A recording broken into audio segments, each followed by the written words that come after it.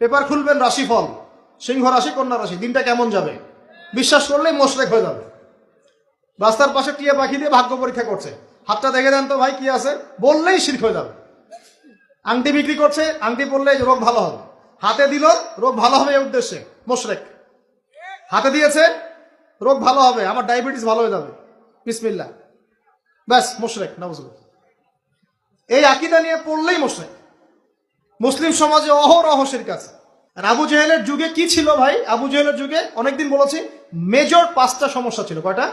Major 5টা, minor সমস্যা অনেক, মেজর 5টা। এক, আবু জেহেলের যুগের বেশিরভাগ মানুষ শিরক করতো। কি করতো ভাই? লাত, উজ্জা, হবল, মানাত এইসব মূর্তি পূজা করতো।